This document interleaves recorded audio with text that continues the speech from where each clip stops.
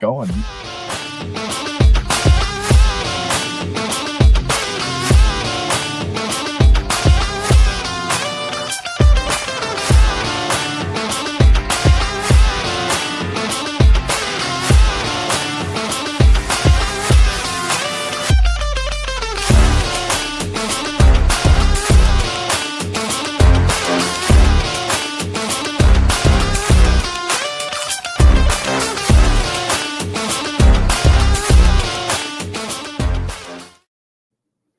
Good evening, everybody. It's another Thursday night of Thursday Night Barbecue Chat. I'm Steve Chris. I am with It's All About the Barbecue. And during the week, you can find me at the grilling department at Wanamaker's in lovely, beautiful downtown Downers Grove. And a man sitting next to me temporarily today, the chairman of the board, Mr. Ryan Hoagland of Barbecue Blackstone and Bear. What's up, everybody? How we doing? It is Thursday night. Yes, I am in my car, so I have my son's soccer meeting. But I want to throw this up there. Once I said we're gonna have Buc-ee on the show tonight. You can't say Buc-ee's right off the bat. It's in the chat. It's in the thing. Everybody knows. My good buddy Ken Repking told you I wasn't missing this. I'm just saying. And I bet you he's looking. I bet you he's excited that I got my official hat. Oh no, we were live on TikTok with a whole bunch of people, and as soon as I said that, other Griddle Crew members, he just went like, I got this and I got this and I got this and I got this and I got this. Like I'm almost half tempted. Do I send him a link to let him join the show? No, we got a lot of things we got to cover. Ryan, there's a guest co-host coming on. Robert Rose, what's going on? Yes, guys, I'm only here for the next 25 minutes, and then I have a meeting. Parent duties. Parent duties, just like Mr. Brad Orson from the shed. Daddy duties to take in. Look, there's a lot of people in here for this guest. All right, Ryan, before we get started, because I know last week we forgot all about it, why don't you play that creepy sponsor announcement thing that you do, and let's get that out of the way. It sounds like soft porn. You threw me on the spot. It does. Oh my god. At the OG Bandits, Melinda's Hot Sauce, Spitfire Grills, Steak Ager, Southern Pride Barbecue Smokers, Genuine Chicken Roaster, Marble Ridge Farms, Wood Food Systems, and Smoky Woods.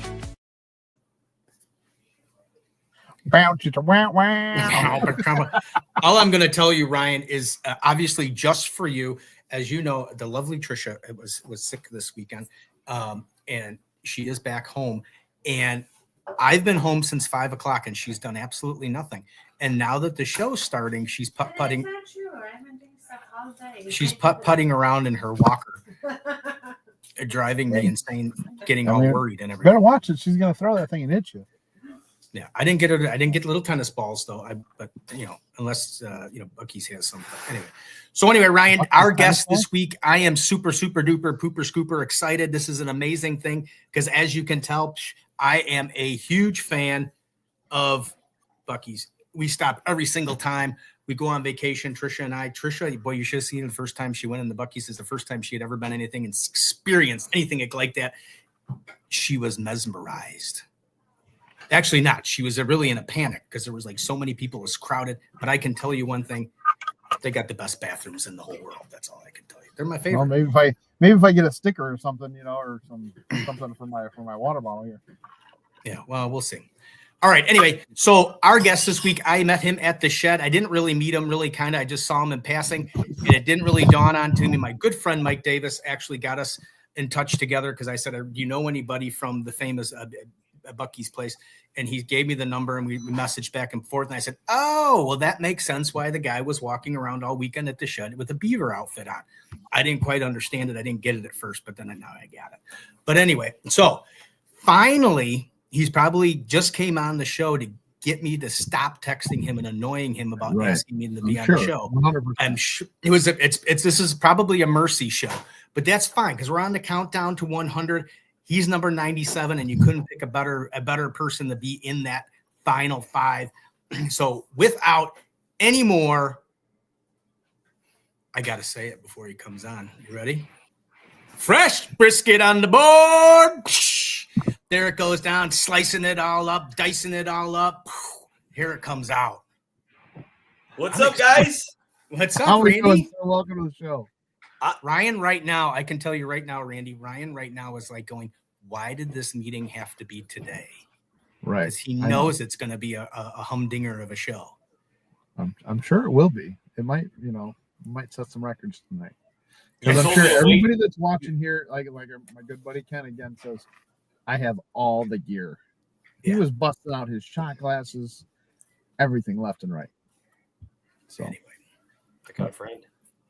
all right, sure. Randy. Well, we can't get to the coup de grace right off the top of the thing. Tell us a little bit about yourself. How did the whole barbecue love start? What got you into the whole fascination of it? Chicago. First of all, Keith, I do not pick location, so let's go that right off the bat, okay? But let's talk about how it all started. It all started the competition side. My dad passed away when I was 15 in a car accident overnight. It was terrible. He was my best friend. He was the guy that kind of got me in love to cook. My neighbor, which I call my stepdad, and my cousin got me doing cook-offs, barbecue cook-offs, and to get my mind out of the gutter. Now, I got two brothers, and they're amazing, but that was our thing. So Rusty got me involved in cooking and was like, hey, let's go to the county fair, because back then that's how you did the cook-offs. You started at county fairs, and there's a county fair. There's 10 county fairs around the Houston area every single weekend, all 52 weeks of the year. So we'd go there, and they had everything I needed as a kid that was lost. They had women that are known as girls because I was that age, and live music and food. And then they had women, and then they had food. So I was hooked from the very beginning. Wait, but did they have women? They had ladies. They had girls. Oh, ladies. Yeah, Gals. ladies. Gals? Gals. Are they gals down in They're Houston? gals. Would they be considered gals? Gal. Yeah, they had gals. And so we would go to the county fair, and we would go compete. And I fell in love. I already loved cooking because my dad, but I really fell in love with that craft back in the day. He was involved in Houston a little bit. So he's like, hey, we need to go to Houston. And what I did was I'd go to the biggest, baddest team out there, and I'd be their bottle washer to get into Houston. And so I'm like, hey, man, I'll stay up all night. I don't drink. So it was kind of nice. They could drink all night. I'll watch the pits. And it gave me the opportunity to be able to, see how it really was done, how the big players played the game. And it was a 1-year commitment. Every year I'd go to a new team so I could learn more and more. And it was 1994, I want to say. I was cooking for Regroup Cookers. I was their bottle washer. Their chief cook, because we weren't pit masters back then. We were called chief cooks. He overslept, and we'll just call it that. He was passed out, but he overslept for political reasons. We're just going to use that word. And I was the guy overnight watching the pits, so we had to turn something in. I ended up turning ribs in for Regroup Cookers and took them all the way to the finals. And at Houston in the finals back then, it was, it's still a big deal. And so needless to say, the media caught wind of, here's this kid, your chief cook oversleeps, kid turns in the entry and takes to the finals. It's a fun story, right? Yeah, right. Next year, back at Houston, I decide I'm gonna start my own team. And I stood in line. I was number 15 in line at Houston. And back then it was first come, first serve. And to give you an idea, I'd say 5 or 6 cars behind me was Ronnie Killen. Okay. I knew Ronnie Killen from the county fairs. Killen's barbecue, good dude, hell of a guy. This was prior to him going to culinary school and being a master chef of all chefs. So he was cars behind me. I split in line, and let me tell you, that story in itself is a fantastic story. But we were all weekend long in the parking lot. at the Astrodome back then because there was no NRG Center. And we were out there, and we started out in the street, and then there were so many cars. Eventually, they moved us to the parking lot, and as you can imagine, it turned into a tailgate party because you had all these barbecues wanting to get a spot. Most of the folks in line were corporate America. They were sitting in their motorhomes. They were trying to get that spot, or that extra spot. And like I said, it was corporate America. But there were a handful of us county guys that were, chasing a dream.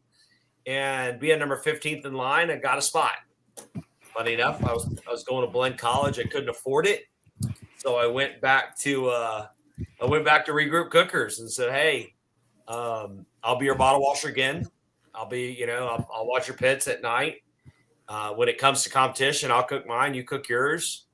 Everything's good. And they were like, heck yeah, because they wanted the extra space and they didn't have to do anything for it.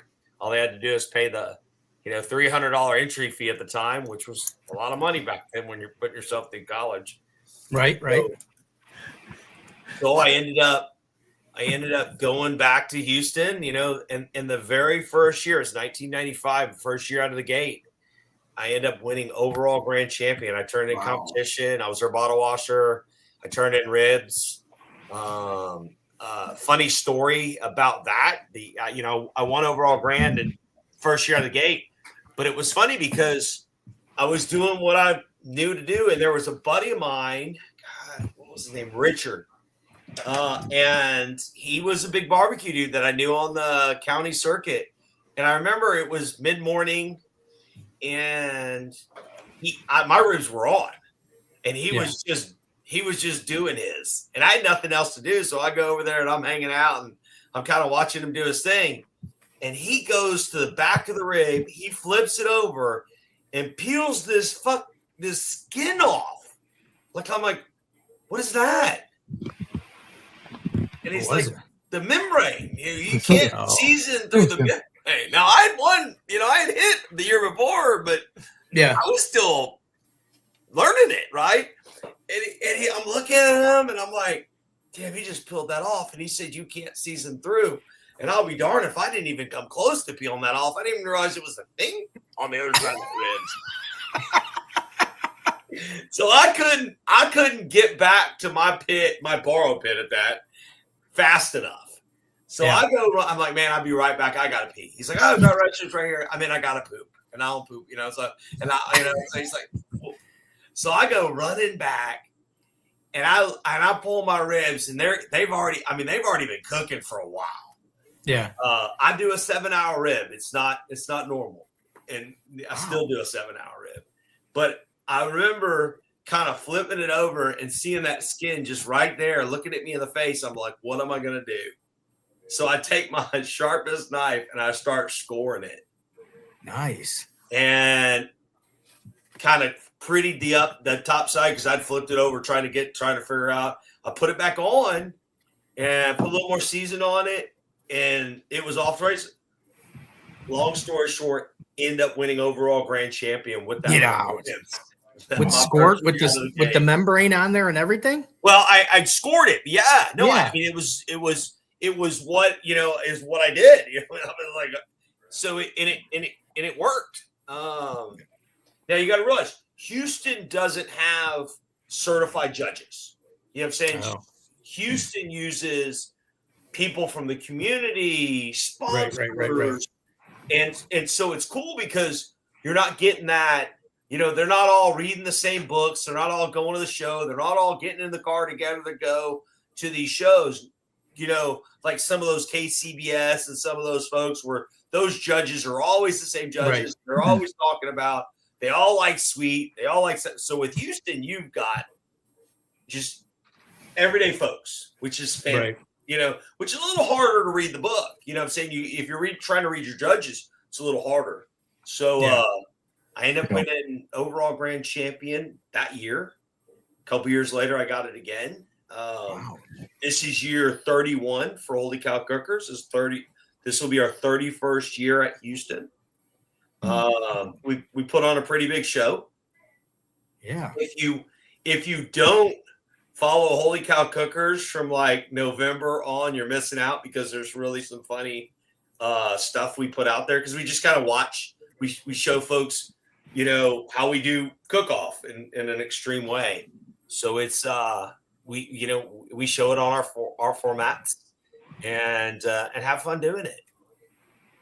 So that's how it all started. Awesome. Well, I gotta say something really quick, Ryan, because while you're still on here, because Ryan and I did a while back, we did a thing of Ryan shaved off his beard, and I said that he looked like Frank from Pickers, and he said that I looked like Ray Lampe, obviously because of the beard. Yeah. And I gotta ask you 1,000 million times, because now that I looked at it, I can't do it without saying it. How many people tell you that you look like Buddy Holly, for crying out loud? I get that with the glasses actually a lot. Yeah. Yeah.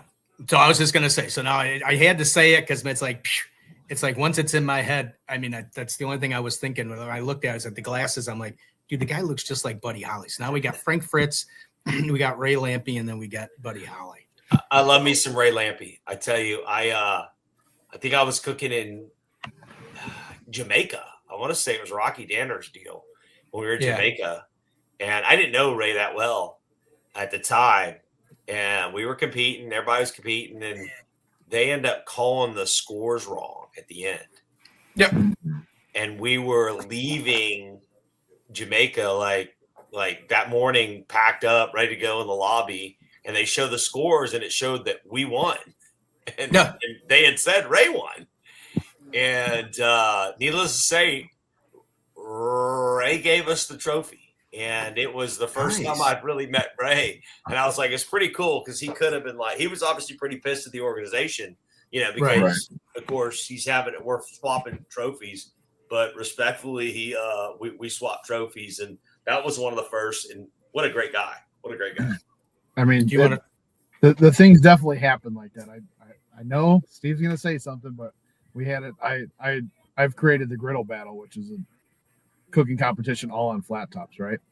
So at our last year's fall brawl, we had 2 turn-ins. Team 6 and team 9 got swapped, and one of them took 3rd place, but we figured it out at the end, and we had to swap trophies and money and everything like that. But it happens. You live and you learn. I will never have a team 6 and 9 ever again, or it'll have I just can't believe more than anything, Ryan, and then I'm going to have you do comments.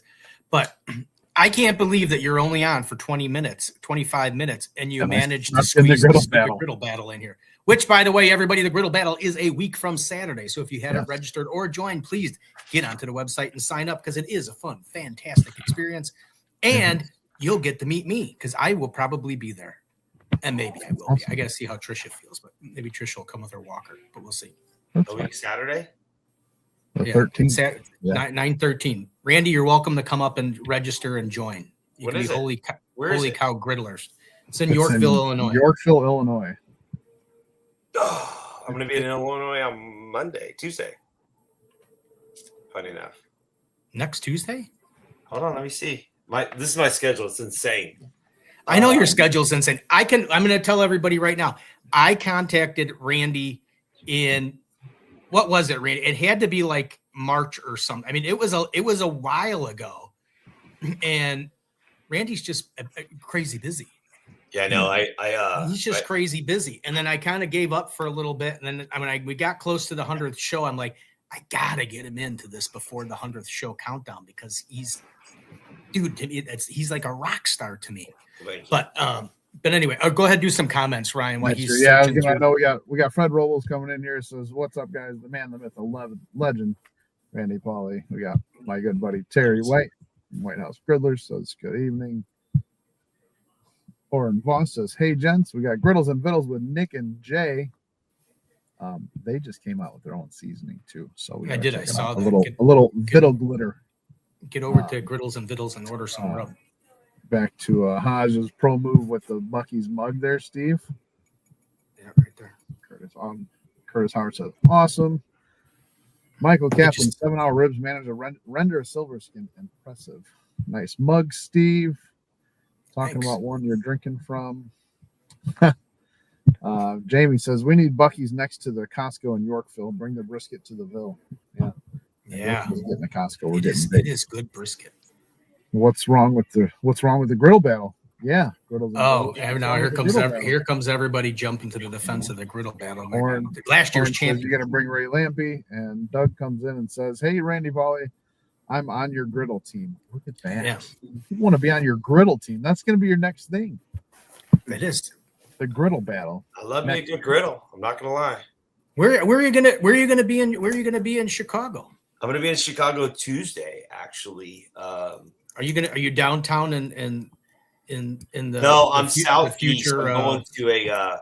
I'm gonna go test some equipment at a plant. I'm looking at a piece of equipment that will hopefully make our lives easier. And so I'm actually in on the border, really. It looks like, and then I'm only there for less than 23 hours. And then I'm in. Where am I in? I'm in Mississippi. I'm Mississippi the 10th and 11th, and then I'm in East Texas on the 13th. Where are you at October 4th? Oh my God, October 4th. You're going to be at the Carnivore Carnival in Kansas City. Are you going to be there with Mr. Craig Carter at the Carnivore Carnival? And you know what? I'm so glad. I love me some Craig Carter, and I don't even have it in my book. Shame on me, but for him, there you go. There you go. The Thursday night barbecue chat just saved the day. Carnivore. Where's that at? Kansas City, right? Kansas City. Yeah. It's in Platte City Fairgrounds in Kansas City. It's literally like 15 minutes from the airport. But while you're looking at that and doing that, Michael Kaplan, and I got to jump out of here soon. And guys, if you seen me laughing earlier, you guys get to see this here.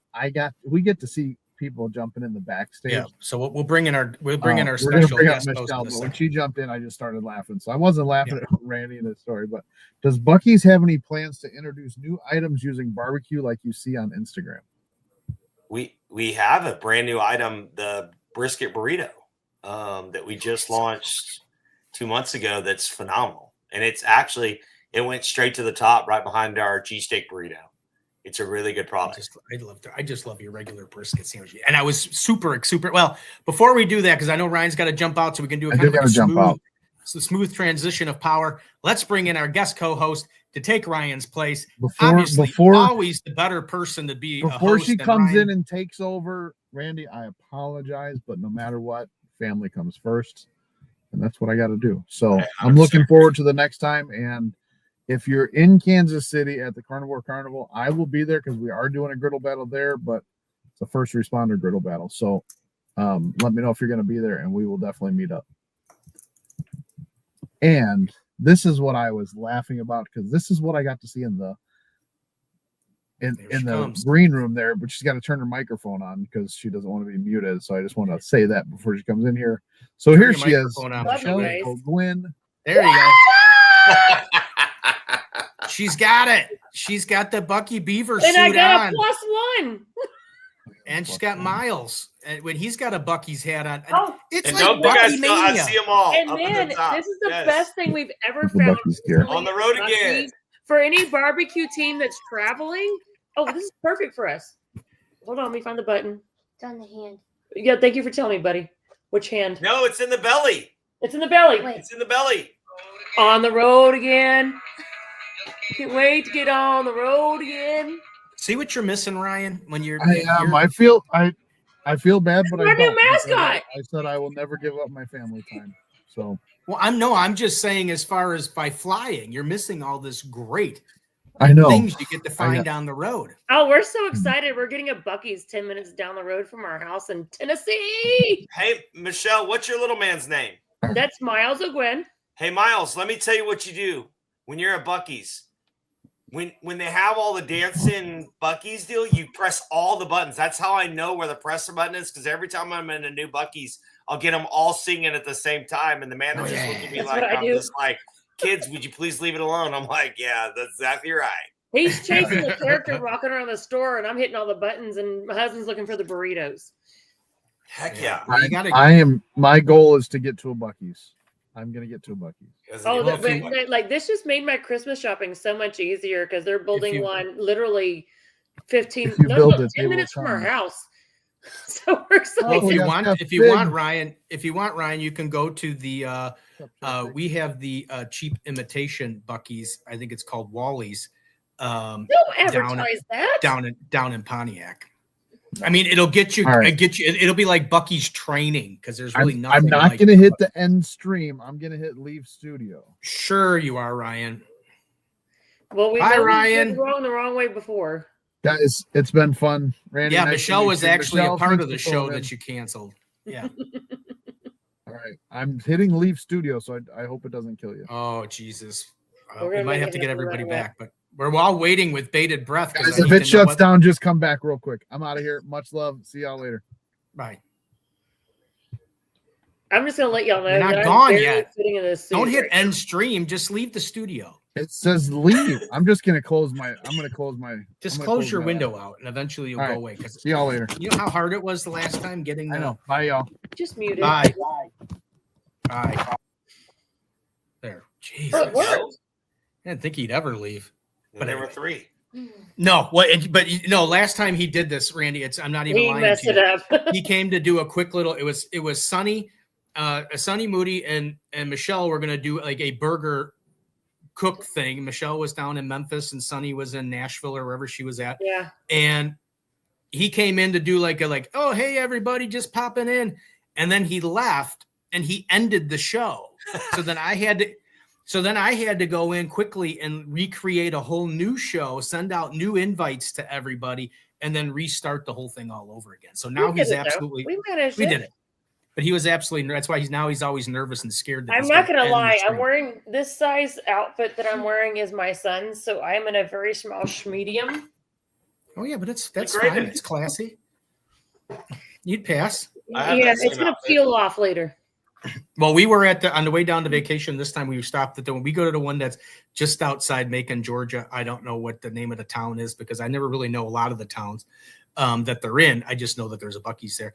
And we walked in, and the live character was leaning up against like one of the carts, and I knew it was a live character because I know there's no Buc-ee's that big in the store, but Trisha didn't. So she started walking by, and I said, "Well, watch out for the live guy." And she's like, "Well, what are you talking about?" And then he moved, and she like screamed like bloody murder. And I'm like, "I told you that was the live guy." So we do have a picture. I got a picture with the live guy after that. We So always anyway, have a rolling bet of how much money we're gonna spend every time we stop at one. And it's like $500. It's not $500. Don't tell Dad. It's not far, but no. Well, when you're running a diesel truck and then you shop, yes, it might be close. So anyway, so Randy, so then you ended up going all the way back now as we trail back to winning the championship with the silver skin on the back, which was quite genius. So then what progress? How did you? I mean, I see it. You got Houston Texans on your thing. You got. How did all the next phase come about? Especially like our little guy up here. How did you get involved in that, and then the Texans and everything else? So let's see which one came next. The Texans came next. I've been in the Texans for about 16 years, maybe 18 years, maybe 20 years. I don't know. It's been a while, probably 20 years now. Buddy of mine got the gig right off the bat. Texans come to town. He gets the gig for running the flags. He's a flag runner. So every time they score, he run across the field. And I didn't know him that well at the time. But he was in the same running group with myself, and I friended him, and I was like, "Hey man, you don't know me from Adam, but I would love to if possible, I would love to be part of the team if there's a spot that ever comes up as a flag runner." And he was like, "Okay." And then we kind of friended, and then 2 years later I get a phone call and he says, "Hey, Randy, hey, are you ready?" And I'm like, "Yeah, let's go." And I had no clue what he was talking about. He's like, "You don't know what I'm going to ask you." I was like, "I'm in. Let's go. I'll drive." That's my kind of guy. Yeah, you know what I'm saying? Like, let's go. Because we're living for the seconds here, guys. And so he's like, "Well, you sure you want to do this?" And I'm like, "Yeah, I'm in. Just put my name down." And he's like, "Okay." And I'm like, "Oh, by the way, hey, what do you put my name in so I can just make sure it's on my calendar?" And he goes, "The Texans." And he goes, "Do you still want to do it?" He's like, "You better ask your wife." And I was like, Ooh. "No, I'm in." Wow. Old move, Cotton. And let me tell you why. And this is a good one for the little man. though opportunities will fall in your lap. And if you sometimes the impulse yes will get you the yes, because if not, they hang up the phone and call next in line. Yep. Right. And so I went ahead and said yes. And of course, my wife's like, but you don't even like to run. And at the time, the Texans were new. And I was like, honey, listen, the Texans at their best game, 21 points. 3 I runs. only am supposed to run one half. So, okay, cool. Even if they got all those 21 points at one time, I'm running down the field 3 times and that's it. Yeah. You know? So I'm like, it's a numbers game. It's not going to be a problem. Not going to be running a lot. Needless to say, that was the year that we started doing good. I got the gig. We started doing it. I was averaging 7 runs a game, 8 runs a game. Oh, man. And I was like, I hate running. I know the feeling, brother. But you know what? I had the best seats in town. Like Right. I had better seats. I used to joke about that. I had better seats than JJ Watt because he has to look through the coaches. I don't have to look through anybody. And there's a million stories about. Now I ending up. I was 6 years into it, and Toro came to me, the guy that's in the outfit. He's like, hey, listen, I got one of my guys leaving this next season. I want to put you on what we call, back then it was called the Blue Crew. It's the guy that kind of hangs out with Toro. And I'm like, nope, I'm good. I was the E flag, which meant the second person out of the gate when I lead out the team. I was on the same corner. I knew everybody from that entire corner. You'd run back and forth at both corners, but my primary corner that I started every game, I knew every super fan. Like, I knew them all. And I was like, why would I want to do that? And then I got half the game off because you run half, your partner run the other. Well, you watch the rest of the game from the sidelines. It was phenomenal. So he's like, well, give it one game. If you don't like it. So I end up joining his team. And now, and at the time it was great because I was the 3rd in line, 4th in line. So I really had no responsibilities. So I just run behind Toro all the time, and we'd go to the owner's suite. We'd go to a suite visit. We'd go say hello to the president. We'd go say hello to the governor. So it was a great gig.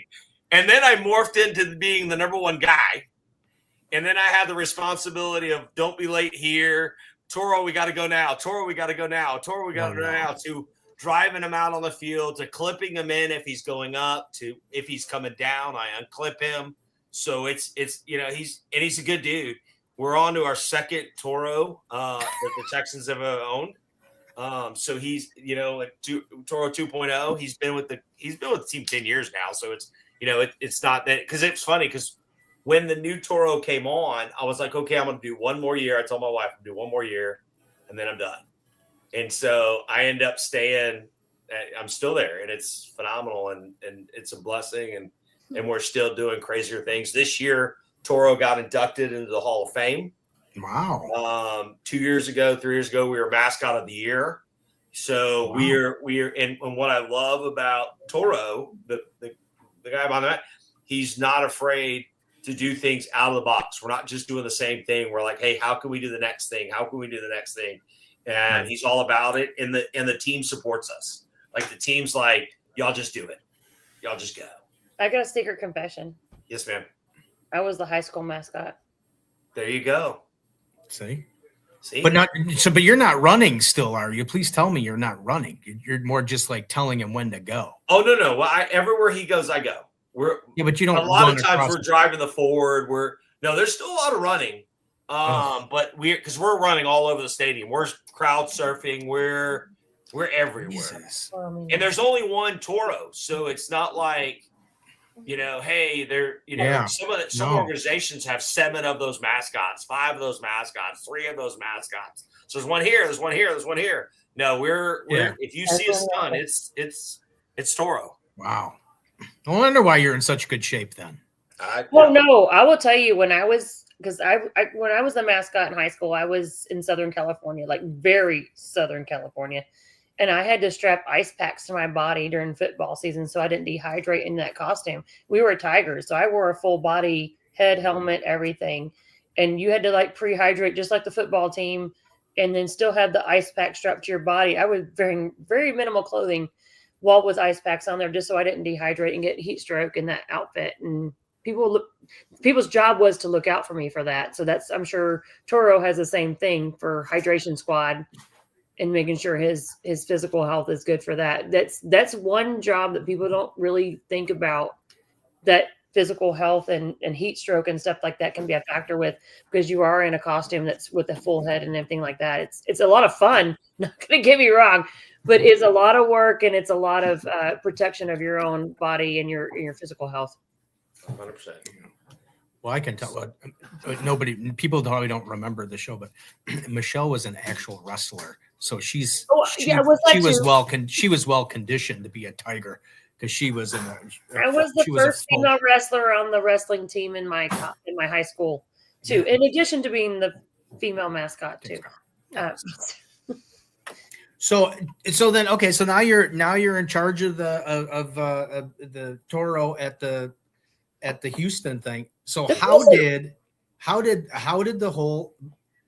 you get, to me, is a dream job is right now would be technically he's the director of barbecue at Buc-ee's. So my whole world is coming full circle right here for me, just from my point of view, like mascot manager, because I needed one, and I cook barbecue too, and things like that. So I'm like geeking out right now, and we love Buc-ee's.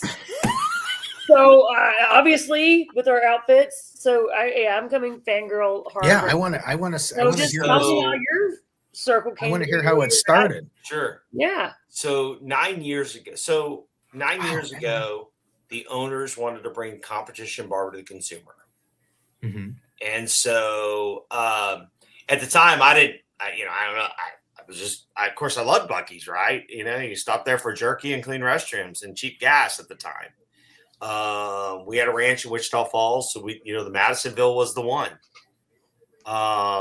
So like I said, we would go to Madisonville, and it was, if we were lucky, we'd stop. If we were even luckier, we'd have something out of the store. But most of the times it was just cheap gas and restrooms and hurry up. So, but about 9 years ago, the owners wanted to bring competition barber to the consumer. At the time, I was traveling with Cisco, the broadline guys, as their smoked meat specialist. And for me, it was where I would show up to the shows, the actual big shows like National Restaurant Show, Pizza Expo, all the big shows. And I would come and I would work their booth as their smoked meat specialist. And I'd hang out with the chefs and so forth. I'd MC a lot of their events. And for me, it was fantastic because it was my way. It was my ticket into the big show. Right. And so I was helping them in all kinds of fashion, and they would call me when they would have problems with customers. They would call me whenever they would, have a big customer come in, do a review, say, "Hey, Randy, we need help on this." Or, "Hey, can you meet us at this location because they're having a problem with whatever." And for me, it was great because it kept my knife sharp. So I got to play the game. And I got a phone call one day from the president of Cisco and the VP of merchandising, and said, "Hey, what's your schedule look like on Monday?" And of course, I'm looking at my schedule saying, "What do you need?" It was booked, but they're like, "Hey, we really need your help. We got a big customer. They're having a problem with their barbecue. They want to do this, this, and this." And honestly, their yield is off. And that's the biggest piece. And so, and they think it's right here at the cutting board and, right where they're trimming the brisket, because they had a barbecue program before I came on board. And so, long story short, I ended up showing up, and it was Buc-ee's. And I didn't know anybody in the room. I knew there was a guy named Don in front of me. There was a guy next to him, Scott. There's a guy named Richard, like right up here, like right up in my space right here. And then there was a Crystal in the back of the room, and they were firing off questions like it was a consulting gig. And I'm telling you, I mean, like, and so I'm sitting there trying to do it, and I'm like, first of all, your math doesn't equal. You know what I'm saying? We need to go from cow to cutting board, not just cutting board, and actually cow to slider, all the way to slider. And we start drawing it out. He's got a big old dry erase board. We start going through, and I'm like, man, it doesn't sound right. And they're all firing questions, and we were 4 or 5 hours into this meeting. It was, and it was, like I said, it was a straight up consulting gig. Like they were, what do you do about this? How about that? What do you look at this? Why is that? And it was, and let me tell you, Scott in front of me, the guy's brilliant. Don's, they're all brilliant people. So, and they all kind of had already done all their homework. And so, but they're firing off questions, and we're going through it. And about 4 hours into it, I was like, oh my gosh, I am done. Like I'm not even getting paid for this. You know, this right. This is a big deal. Of course, I didn't know what was going on. I'm just looking at this as a free consulting gig. Right. They ended up, and they're still firing off questions. And I'm just like, yeah, who's next? And I'm just like, and of course, the president, Michael over here of Cisco, is like, dude, I'm sorry, man. I didn't know it was going to turn into this, this long. And I'm like, I'm going to kill you. You owe me. And so we were 5 hours into it, and Don takes this little hourglass looking thing, flips it over on his desk. He says, this is an 8-minute glass. I need 8 minutes. And I'm like, and of course I'm like, ooh, one of y'all going to going to the principal's office. And he's like, Randy, come with me. I'm like, what? I want to go to the principal's office. And so we go in the other room. And of course I didn't. At the time, now I know it was Beaver's office. Funny enough, when Don went into Beaver's office, and so he's like, "Hey, man, when I talked about bringing a brisket guy on, would you want to be my brisket guy?" He's like, "Are you serious about it?" And I'm like, "If it makes sense, because I got a family to feed." You know what I'm saying? I had a good gig at the time, and I was like, it makes sense. Yes. If it doesn't, then I'll find somebody." And he's like, well, you got a lot of irons in the fire. And I was like, yeah. He goes, are you willing to give some of those irons up? And I was like, Don, I could lie to you and say I am, but I'm probably not. So let's just go through them. And so he goes through and he's like, okay. At the time, I was also working for a home smokehouse, running their food service division. He's like, what about homes? I was like, I'd give it up if the offer made sense. Okay. He goes, well, what about the rodeo? I'm very much involved in Houston Livestock Show and Rodeo. He goes, what about that? I go, Don, you said there's a 3-week paid vacation here. That rodeo is my playground, and I'm really I don't take every day, but I'm going to take a couple of those days, and it won't be a problem. He goes, okay, well, what about cook-off? Mm-hmm. And I said, Don, if you're hiring me as your barbecue guy, you probably want me to keep my knife sharp, and I'm going to stick around and still continue the cook-off. But most of it's during the weekend, and it's 1 week. And he's like, and so he's like, okay. So then he's like, what about the fire department? Because I'm a Houston, I just retired from the Houston Fire Department. Oh, full on Houston firefighter. He's like, what about that, Randy? And I was like, I could lie to you and tell you I'm gonna be gone, but I'm gonna get guys to cover. I've got. I think at the time I had 5 or 6 years left. So, I got 5 years left, 6 years left till I can get a pension. I'm going to stick around for that, bud. I'm not going to lie to you. You don't have to worry. It's never getting in the way.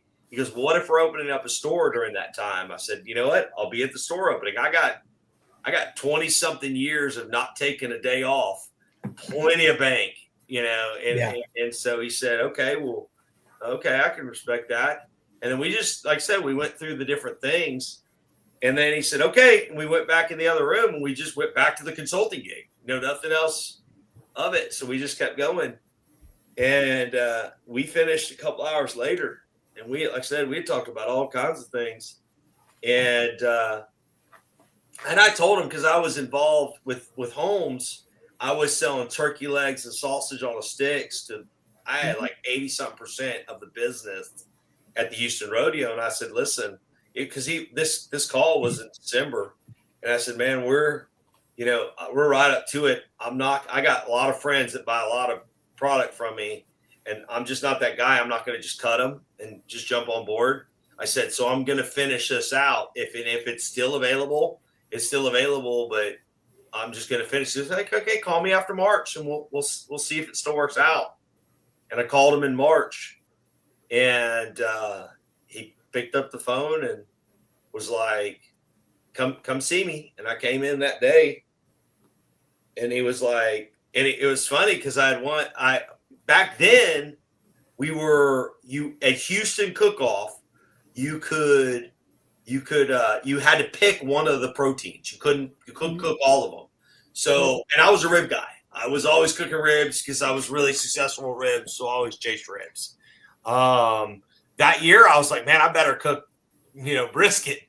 He's gonna hire me as the brisket guy. I better do a brisket. So I turned into brisket, and I remember it was funny because everybody was. That's right when Wagyu was really starting. People were starting to use Wagyu. So the first call out of the gate was Tuffy. I called Tuffy and I said, Tuffy, I want to do brisket. I got to do brisket for Houston. He's like, why would you do brisket? You're always doing ribs. You're the rib guy. And I'm like, yeah. He goes, well, I know what I'm cooking this year. But he was really cool. He was like, I was like, but I want to do Wagyu. He's like, dude, you don't want to do Wagyu. He goes, it's tough to cook because you got to render the fat, but you can't dry it out. And he's like, it's not easy to just jump out of the gate and do Wagyu. He goes, but and I know you, Randy, you're going to do it. So I'm going to tell you, if anybody you call Anella with Snake River Farms, and so I pick up the phone and I call Anella, and I was like, hi, Anella, you don't know me. I'm a friend of Tuffy's. I want to do Wagyu. She goes, okay, this is what it's going to be. And he was like, oh, by the way, whatever you do, don't do gold. He goes, because that's really hard to do, and you got to do a higher level. You do black. Just because the marbling, and for those that don't know, it's the best of the best when it comes to Snake River. And so of course I called Anella and I was like, hey, I'm looking to do gold. She goes, you don't want to do gold right out of the gate. And she was so sweet. We became best of friends. And she was like, you don't want to do gold. I was like, I'll take gold. Black. Go black. We'll do it. Don't you do the black? Well, black is the step down, if I remember right. But maybe not. I don't know. But anyway, whatever the best. We've never had an issue with black grade. Well, it was. And let me tell you, they're both phenomenal. I end up ordering the best. Well, we ended up doing really well that year at cook-off. Well, and so I remember going to Don's office, and he's like, "Hey, man, so I've been watching you, and I'm looking at all because he's a recon guy. He's brilliant. Him, Scott, the whole team, they're brilliant." And he goes, Randy, I see all this rib. I see a chicken. I see this, but I don't see a brisket. Well, I just happen to have that rolled up finalist top 10, from Houston. And I was like, well, I was afraid you're going to ask about that. And then I rolled it out. He goes, okay, we're good. We're good. Yeah. We got a rib guy. The next whatever. We got a rib guy doing our briskets. Exactly. And so we ended up, it was funny. He was like, okay, we're good. And so he's like, so we're hanging out in his office. We're knocking things out. And about 40, he says, okay, I'll see you tomorrow. And okay, I showed up the next day and the rest is history. But let me tell you, it's been phenomenal. The owners and the entire team have vowed to make sure the quality is the best. From certified Angus beef to upper third choice. I mean, we're running that program, right? And we're starting with the best. We're ending with the best. They are very big on, they weren't like, hey, don't, use the cheapest equipment. No, they were like, Randy, whatever you need, go get it. I remember Richard calling me and saying, hey, Randy. The A-frames they have outside their store that tells you what they're paying their staff. If they're paying their staff that, they're willing to do right with the equipment and the quality of the product. Well, the staff is our number one asset. Like I can put brisket out, and this is no disrespect, but the champions in our store is not the brisket, it's the staff. And the champions are the ones, and let me tell you, we talk about it all the time. The staff is great. They and they deserve all the accolades because they really are. They're the reason that our brand is who we are. We can put shirts out all day long. We can put brisket out all day long. But if they're not, And let me tell you, it's the details that they focus on that bring us to the game. So it's those details that we are relentless on the details. I have never not been to a Buc-ee's in anywhere that I've ever been, and I've been to a lot of places with Buc-ee's where the staff was not friendly, greeted you upon the door and the exit and the bathroom, and made sure that you were not accommodated in between. Well, to what you're saying, I mean, I always, obviously being in retail, that's what I do. I did obviously working in the store. It's like, that's your fourth phase. I mean, that's the employees are creating the experience. Like you said, you can have the merchandise, you can have all of that, but if you don't have employees that are there selling the experience every second, like it's literally, you walk in that door, you're in a whole different world, and they live it, eat it, breathe it. And it's just amazing. Experiencing Buc-ee's, in the 10 years I've experienced Buc-ee's, that's a guess. I have never seen one sour employee. Which to me is, I'm going to say, is fantastic, because I can tell you, never in the times I've been in Buc-ee's, and sometimes you have to wait for the bathroom a little bit longer than others, but I can tell you right now, after the third or fourth time of hearing fresh brisket on the board, I pretty much told myself, okay, well, maybe this isn't for me, because if I had to do 8 hours of listening to that I think I would go absolutely insane. It'd be great for a day, maybe, but kudos to all those people that scream that and can put up with it every single day.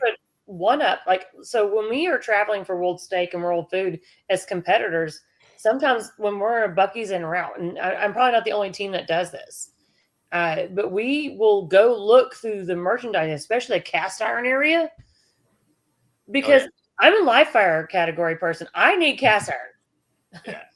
I'm looking for things. I'm sure other competitors are looking for other cooking things while they're en route. Seasonings, coffee cups, plating, whatever they can find. But for me, it's cast iron.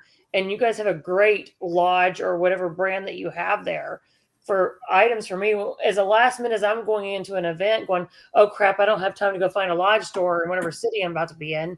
But they have a great Lodge section. Michelle, let's not lie. They're there for the bathrooms. Well, no, our buyers. Our buyers are some of the you know best. what I spend more money on? The Hawaiian shirts at Christmas. Yes. Because I have the shorts. Yes. No, you should see the one I'm about to send to my son for Christmas. It's already hanging on the bathroom door. So it's about to go home to him. But yeah, no, the Hawaiian shirts at Christmas for thebomb.com. They got all the great. They all got great. Let's get some more of these things. I'd put a few up because I didn't want people not to get their comment up and have Randy see it, whether it gets here or not. I put my goggles on here so I can kind of see. But we did get. Oops! I almost deleted that. Did I get it up there? Yeah, I got to meet Randy at our opening in VA. That's from Mike Mess Hall. Griddles and Vittles said yes. I totally. Oh, how come it's not showing up? I finally agree. Finally, Ryan is gone. Bad. Yeah, no, that's a good thing sometimes. And then wow. Haas Griddle Group, those beautiful bathrooms don't clean themselves. Yes, I have to say they are some of the best bathrooms in the whole world. The clean team is amazing. I've never been in one when they're dirty. And then Griddles and Vittles seasonings. What do you mean? I don't think Buc-ee's has seasonings. What? They don't have do they have what do you use? SPG? Oh yeah. Yeah, but is it a private label Buc-ee's seasonings? We sell Buc-ee's seasonings. We have meat church in house. Oh yeah, no, you guys got. What are y'all using for the brisket? So what secret recipe? What on the label are y'all using? Oh, I'll just put it right here in the comments. Do you just want it? Do you want it scripted out in percentages, or you want it by weight? Let them figure it out. Give them a guessing battle. Just list it out. It is definitely a salt, pepper, garlic blend. We're injecting it. We're slow smoking it. It's a 14 to 18 hour smoke process. Yeah, with real wood. It's not, we're doing old school Texas style.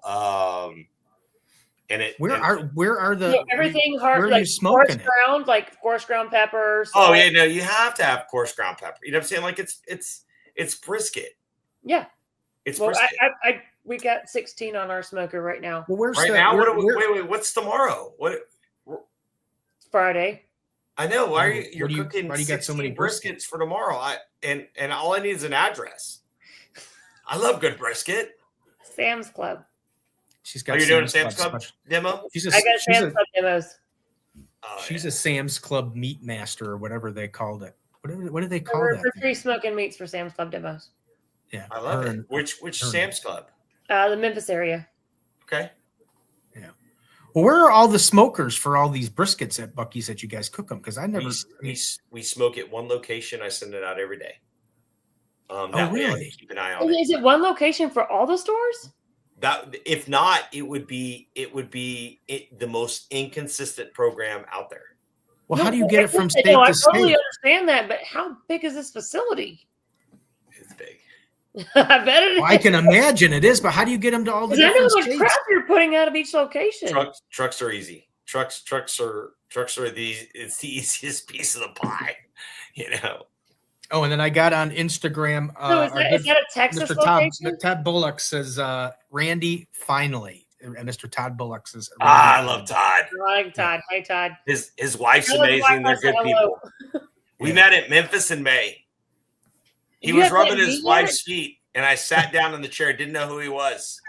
And I took my shoes and I took my boots and my socks off, and I'll be darned if he didn't rub my feet. We're best friends from there on out. Yeah, no, I love he's great. He's him, his wife, and let me tell you, what they've done for barbecue on the internet is phenomenal. Like, you know, and that's the biggest blessing. I tell you. Well, we can talk because now that Buc-ee's coming to the Memphis area, and I help run Memphis in May. I was in Memphis in May. Me and my husband run the judging for it. Well, what are you trying to say, Michelle? You want a job we at need to get Buc-ee's? him and see if Buc-ee's can come sponsor it. No, they won't sponsor. And then I can hook Randy up as a VIP judge and do more fun things. They don't sponsor anything. I don't know. I could tell you, we've been doing a lot with this disaster relief with the Hill Country, the 4th of July flood. Well, what do they need to sponsor the kids division? Oh, brought the kids into it. I don't know. You know what? Is Buc-ee's? Are they really like? And you don't have to speak for them. Obviously, I don't want to get anybody in trouble. Are they? But are they very cautious? Because I know that there's a large grilling manufacturer. I'm not going to say the name, but we do an event every year. It's called the Grill Extravaganza. And one time we had a local radio celebrity coming in here, and they were helping out with some of the stuff. And I said, if you want, we can call it the Grill Extravaganza, sponsored by so and so. And they came right out and said, no. I said, well, we'll still do this stuff. We don't want to be listed as sponsor, because then if something goes wrong at the event or somebody gets sick because we're listed as a sponsor, we can be sued. So that may be, I'm assuming that they may think the same way. Some do. The bigger you get, the bigger target you become, and people you have to be careful. People like to sue you for everything. It really depends on what you're putting out. I don't know. That's the only thing I can think of. I mean, if they become a sponsor and something happens at Memphis in May or something like that, then they're listed as a sponsor. Well, Cooper was at Memphis, and my son and I were at Memphis in May. We had a phenomenal time. Yeah. We were cooking with Blues Hog. Oh yeah, we took second place whole hog this year. Oh, you were with Sharon, those guys? Yes, Did you? Were you? Saying. The barbecue community, and I'm preaching the choir here, but for those that are watching this on some podcasts out in the world, the best part about barbecue is the barbecue community. Yeah, the 300%. Live text. I mean, let me tell you, being on the road each and every day, being away from home sucks. Right? No, it really does. You know what I'm saying? It really does. But the best part about it is showing up to a town. And like I was in Kansas City a couple months ago, and it was just I was on the road for like 3 months straight. I was home maybe 3 days, and like it's people like Craig Carter saying, "Hey, I'm coming by your hotel, picking your ass up. We're going to dinner, and then I'm dropping your ass off. I know you're dog tired, but that little bit of friendship and barbecue and family was phenomenal because it's what keeps me sane because." Like I said, I'm on the road all the time. If you look at my you were at Memphis in May, did you go to do awards on the Thursday night because Tim was there and we were doing a live from on the show. We were doing a live from Memphis in May, and Tim was our roving reporter from the awards on Thursday night. I didn't have time for you on that one. Huh? So I didn't have time to do it for you. Oh no, well you were judging, so I didn't think so. And our good friend was going to do stuff, but then he had personal issues, so he had to bow out, which is completely understandable. So when I had Tim on the show, I said, I don't have anybody to do. He's like, oh, well, I'll see if I can make something happen. And then of course I'm in lurch because it's like, okay, what do I do? It's Tim, and who is he really going to get? And then lo and behold, it ended up being him. So we did a little bit with him in the beginning of the show, and he was our roving reporter watching the awards. So I was wondering if you were there. I was looking. It's so funny because I live by my schedule, right? So I was looking to see when I flew in because I knew it'd be in my schedule. And I flew in with my son because he was sick that day. Let's see here. I literally rolled in at noon in Memphis. Yeah. So I remember rolling in. You could have been. Maybe you were watching the. I was probably watching. I came in strictly to help. I wouldn't have jumped in anyway because I don't ever want to take from those guys. Well, no, I just thought that maybe because he was just kind of like moving around, like, oh, look at here's so and so, and look at here's so. Because that was also Memphis in May was with the Smoke Slam too, right? Yep. And we had Al Fragoni, great friend. He was doing a big live fire there, so we were jumping back and forth, doing both. And so and my son Cooper, he's 11 now, and he is really getting into the craft. And so I'm bringing like we're going to be at Al Fragoni's on November 8th. We're going to be at Memphis and the Jack. We're going to Royal Oaks event. So we've got a lot of things coming up in the next couple of weeks with my son. Is he cooking for Goni's Hondo event? Do what? Yes. So my son is too. But he's not. He's actually, amazingly enough, we were in Seguin a couple weeks ago when Al Fragoni did his town did their fundraiser for the Hill Country. Yeah. And we just popped in to help for the weekend because I had the weekend off and I was like, let's go. So I threw the kids in the car with no real agenda, just to go kind of get back. We love giving back on the weekends if we're not running around. So we took the kids and we ended up staying there. Well, Cooper ended up getting a shirt from Al as part of as part of one of his crew. Well, not the crew yet, but it's a prospect. Like the junior crew. And so Cooper has got a prospect shirt on. That's so awesome. Now Cooper will be bringing his prospect shirt to go help as one of the prospects of the committee, and then I'll go cook with one of the teams. Nice. Well, if you don't have a team to help, you can come help me. Okay. Well, we'll be there. We're going to be I'm competing, and then my son is competing in the kids category. So, that's awesome. We are definitely going to be there. I don't know if you know who I am, but I'm the live fire champion for World Foods last year. And so looking forward to expanding upon the funness of that. I love it. Ain't it the life? We've got a little bit more time in Texas this year. Texas is definitely our year this year. Oh, very good. Very good. Come say hello. Yeah, no, I'll be around. If you need anything, let me know too. I'm cooking with Team Weber. Cool. Dustin and that crew. Oh, Dustin I know Dustin. Dustin's a good friend of mine. I like Dustin. He's a great guy. Yeah, our next trip in Texas is Wichita Falls, Texas, at the burn party. When is that? End of September, last weekend. We have a ranch there still. My Uncle Buddy still lives there. My mom's there every other weekend. So that's the last. You could just call mom and you could just stay at the ranch.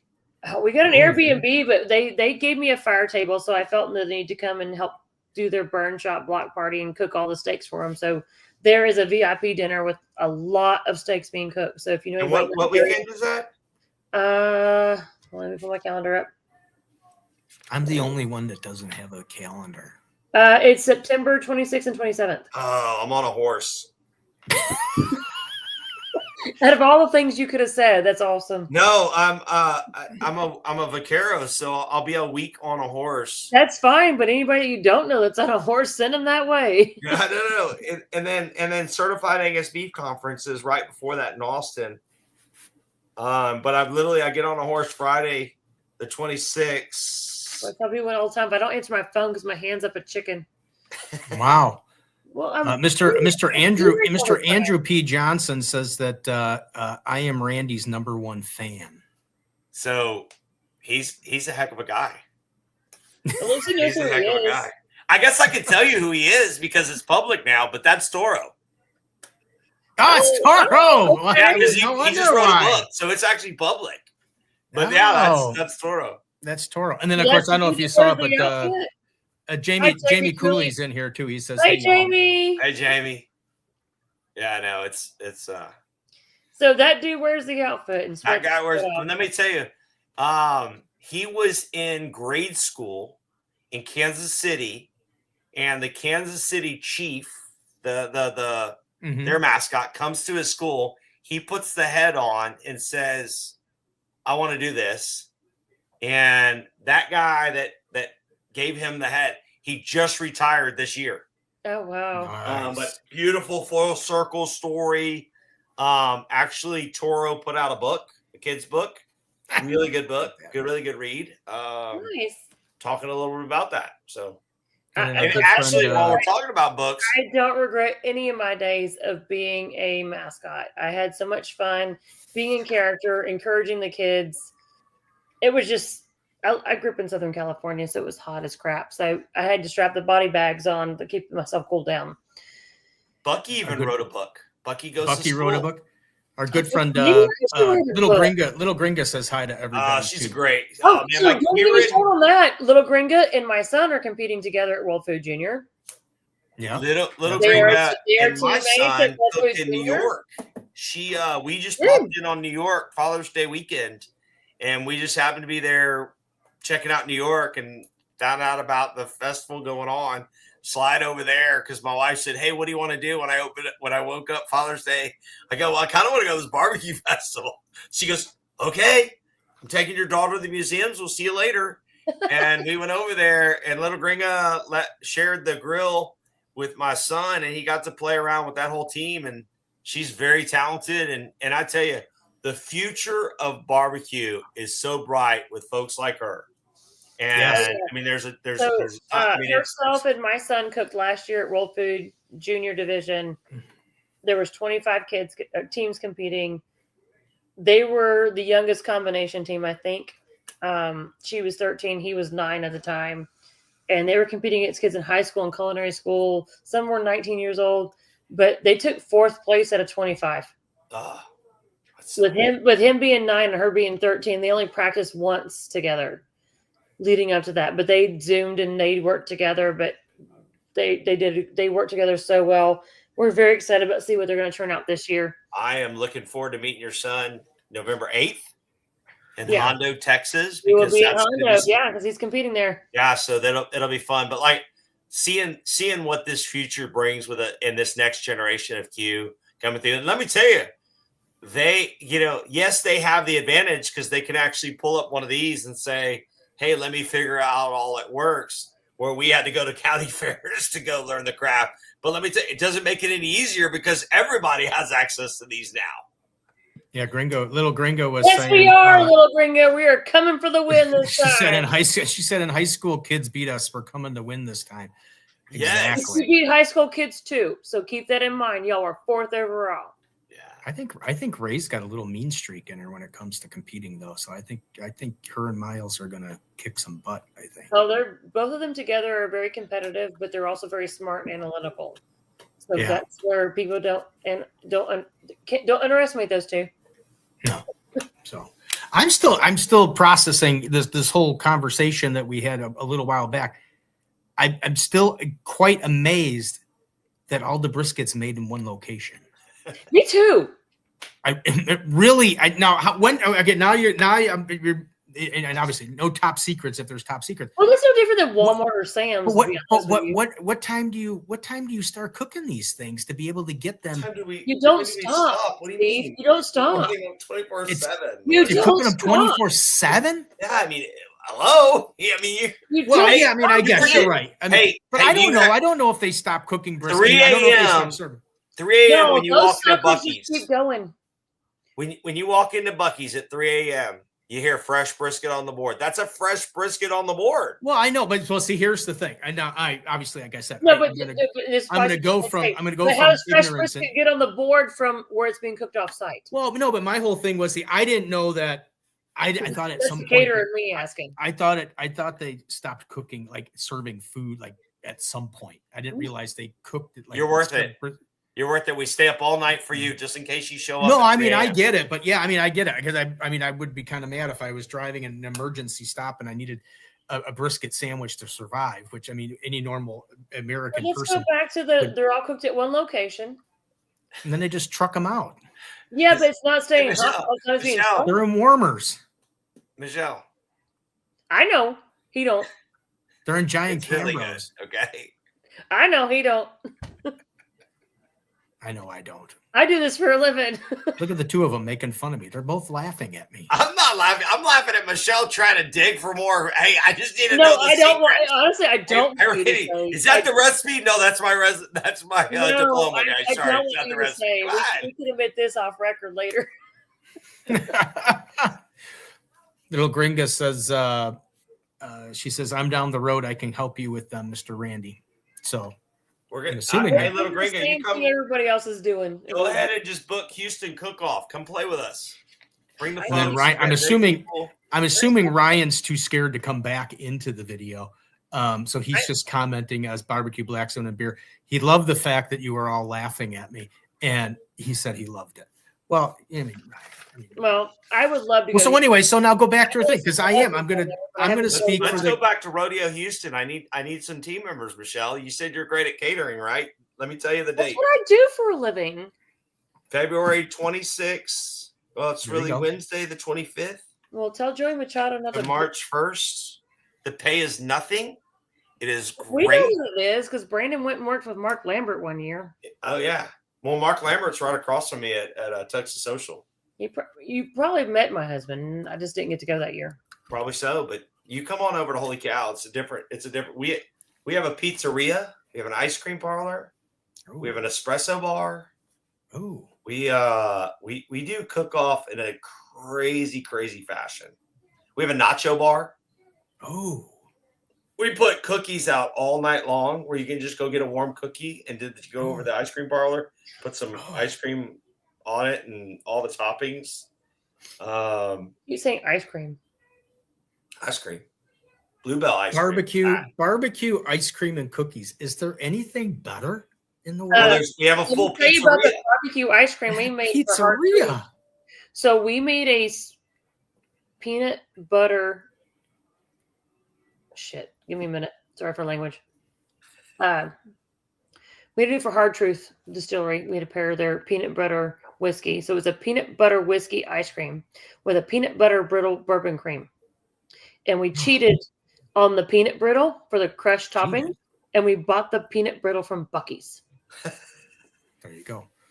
Little Gringa says the ice cream parlor is awesome. See, and I'm always jealous when And people that I the know get to people at experience Hard things Truth that I said it don't. was the best ice cream they've ever had. And I told them, I said, I got the peanut brittle from Buc-ee's. So this is at the Houston Rodeo that you got all Houston the Livestock Show Rodeo. It's the kickoff to the rodeo. It's the a weekend party, Steve. before. Have you not been? Do I? Have you not been? No, I told you my time with barbecue things are very limited because I'm strapped with vacation time. You that- need an assistant Your manager. time is limited. Look at this. Well, I know schedule. yours is, but I mean, you get that's your job. I got my job. No. This is I have seconds off. I don't have I am days not off. even I don't have walking hours through off. I I have have to. seconds off. And I only we'll get make it so work. many. I only My get so calendar many looks weeks like of. this. I only get so many weeks of paid vacation, and What's paid vacation?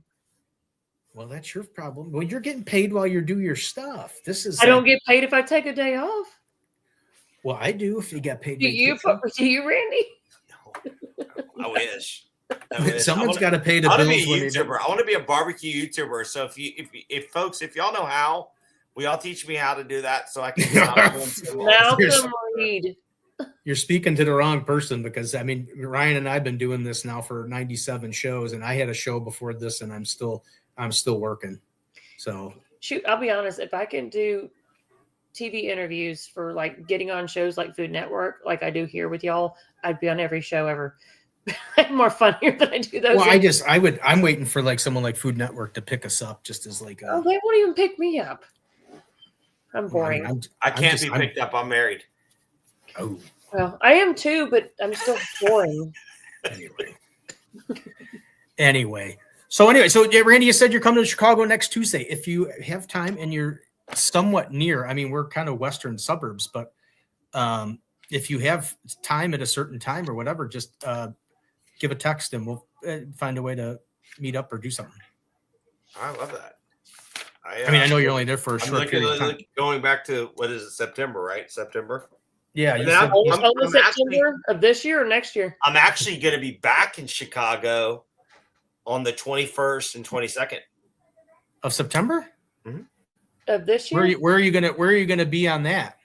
That I'm going to be closer to the middle Midway? of Chicago, like downtown, like the Loop. I know it's not downtown, but it's, I don't know. I looked it up a couple days ago trying to figure out where I was going to be.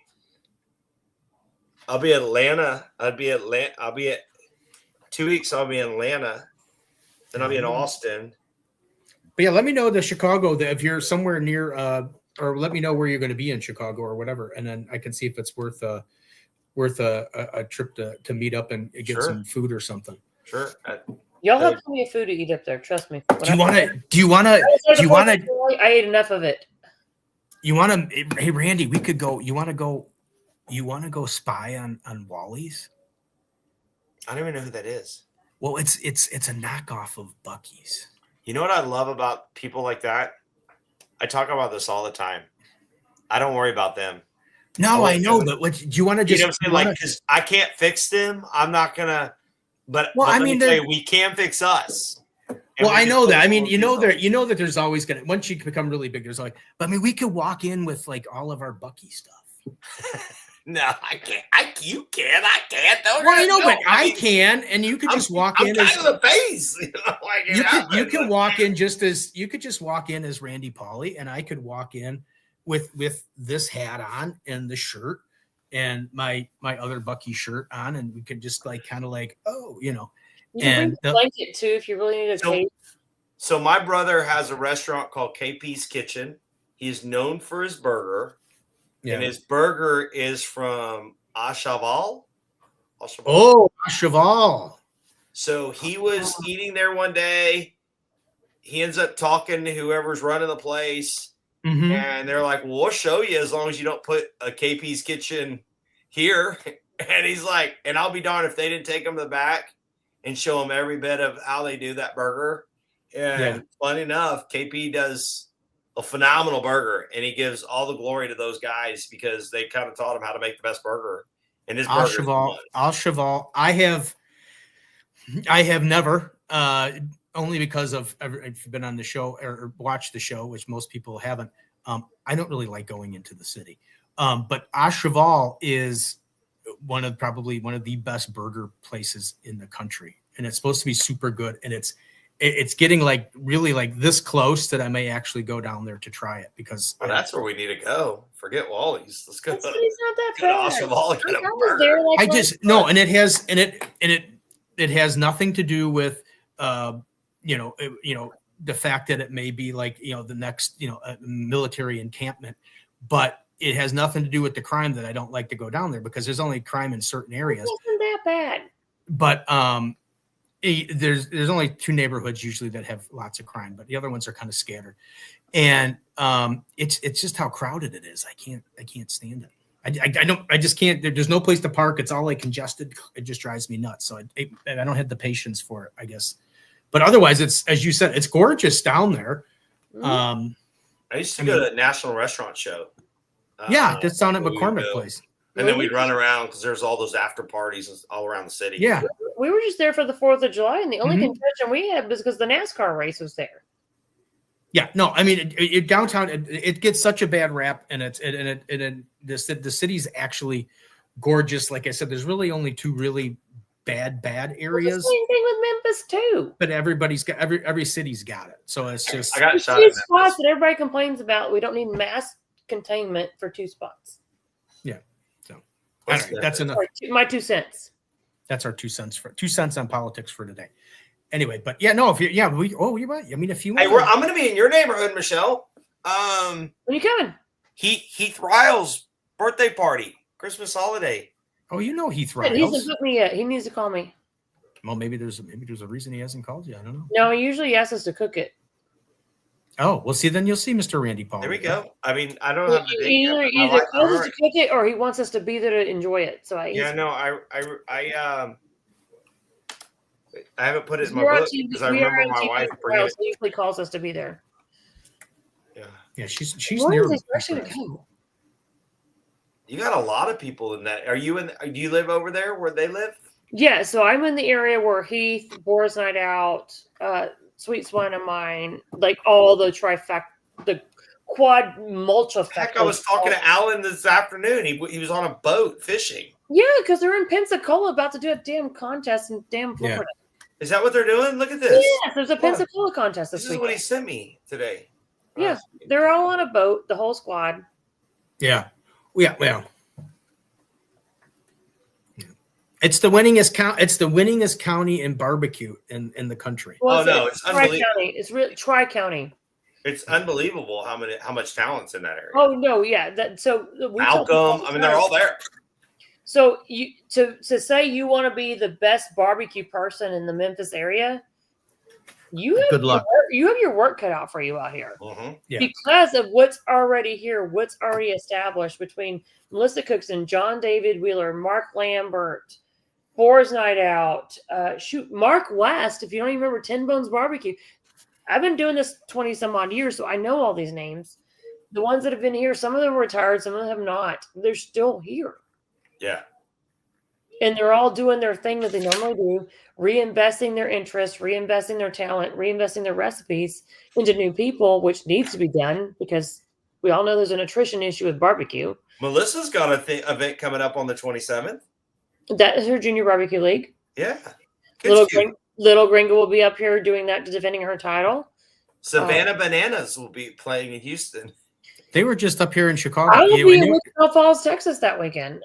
You know what the funny thing is they did I call it Comiskey Park because I'm old school, but it was actually now it's like guaranteed rate. I would love to see Savannah Bananas. But anyway, so the White Sox were, obviously the White Sox play there.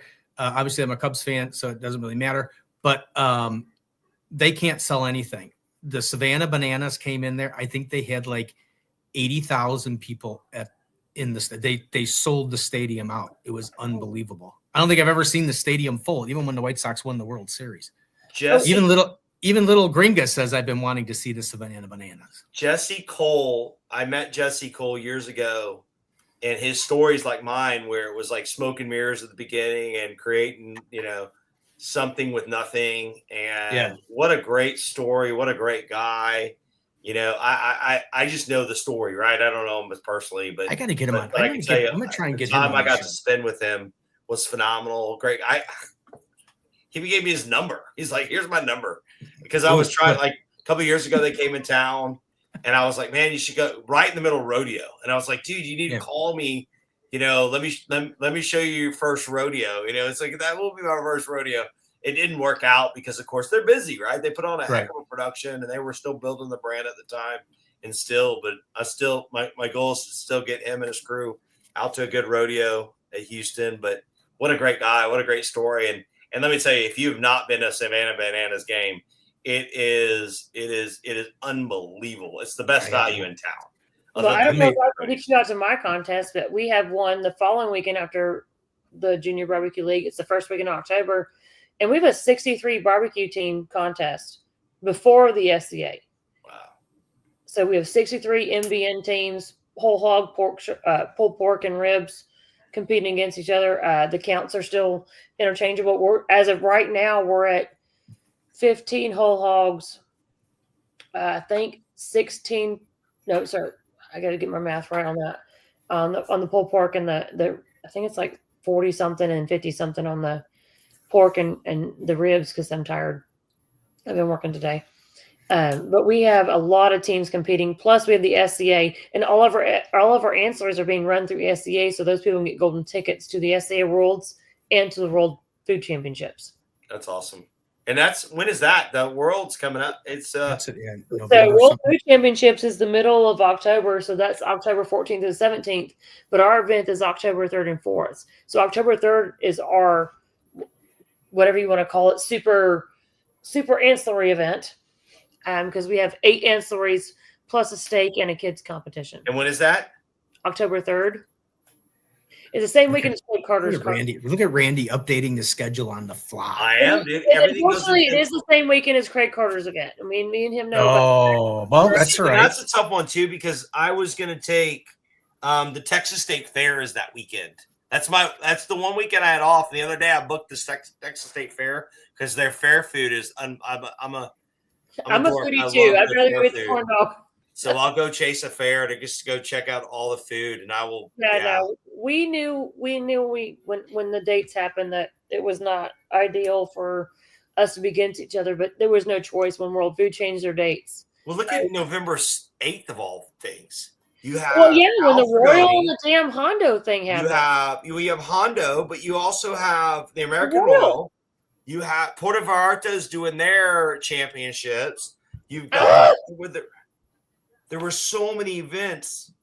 Periwinkle Foundation's having their walk that day. Like it is, like I'm like everybody picked November 8th. And I'm so wanting to do more live fire now that we found live fire is more fun for us, and obviously because I want it, but it is more fun. What kind of table do you use? I had a custom built one from the Barton shop out of Wichita Falls, Texas. Oh, that's cool. So it's pretty similar to the ones that Joey Machado was doing. Okay. Well, that's awesome because I can't wait to go check. I need to go check out that shop because I grew up in Wichita Falls. Like I'm talking every summer, hotter than hell 100. Go talk to Keith, man. I'm talking going to the Pioneer with my granddad to go eat the best chicken fried steak. You know, so they gave us a fire table, and they customize it. I'm short. I'm 5'3". I said, my only ask, can you make it shorter for me because I can't reach the back of the table if it's normal height. Yeah. And he's like, I got you, girl. Yeah, because I need to be able to cook this category if I can't have a help that's taller than me. Mm-hmm. And so they did it for me, and I was very helpful, very grateful. We picked up in March. We're bringing it back to them the end of the month to make some adjustments for travel because we did figure out that D-string wrap D-ring wraps are better for travel for ratchet straps versus going over things. It was cutting things. There's like 1 or 2 extra accessories we wanted getting into World Food for this year. But they've been so great on the custom. I think we've referred them to like 2 or 3 other teams. They've already bought some tables from them and very happy with what they've been putting out. Yeah. I tell you, you look at tribal, the amount of live fire stuff that the tables that are coming out these days are unbelievable. I mean, it's just getting better and better. Yes. Well, the people that have been calling me to ask for consults, some of it's competitors, some of it's people that build them. They're like, what are you looking for? I said, well, what are you wanting to do with it? The competitors specifically, I'm telling them, what are you wanting to cook on that table? Yeah. That's what you need to ask for. Until you know what you're planning on, what you're good at and what you want to cook on it, you can't tell them how to build that table. Otherwise, you're just going to build it in a way that's not working for you. Mm-hmm. And they're going to be pissed off about it, and they don't want that. Yeah. So really figure out what you want to accomplish out of that before you even bother calling them. Yeah. And that's the biggest advice I give them on that. And that's what we did when we called them to build our table. And it was I'm short, so build the shelf 3 inches shorter. Just 3. And then that way I can reach further back and help if I have to be by myself. Especially for firewomen, for World Food and stuff like that, I can do everything by myself. That's awesome. Versus having a 6'7" person do everything for me. So Randy, there's like a super, super big question is, do any like VIP guests ever get to wear like a Buc-ee's uniform and like get to slice the brisket on the board? We have, we've done Keith Urban. Keith Urban's done it. Yeah. Do they do it in disguise? We've had some really cool people do it. You know, it's funny because they'll get my number and because my number's out there and I'll get a phone call and I'm like, let me clear it with the company because I got bosses. And Yeah. so, but it's really cool the amount of folks. Hey, can I come do this for a day? Like, well, even like Robert O'Keen had a benefit this past week that I was cooking at, and I was blessed to be able to be in the back cooking for the event. And it's unbelievable the amount of folks that are fans of ours, right? Because, we talked about the 3 a.m., right? The fresh brisket at 3 Right. a.m. Well, that's their lunchtime, in the entertainer world. Yep. And so, and they appreciate that coffee is brewed at 3 a.m., not day before coffee. Right. They appreciate that the restroom's just as clean at 3 a.m. that it is at 3 p.m. And the brisket and the Philly cheesesteaks too. Yes. And so it's one of those where, so we have a really good following with the music industry. And I did something with a bunch of the guys. I think Aaron Watson, Cody Canada, Cody Jinks was on that round. It was Tyler Hubbard. And it was funny because they were all doing their best fresh brisket on the board. Oh, wow. And of course, I posted a little video, kind of. Oh, I did. I saw that video. Yeah.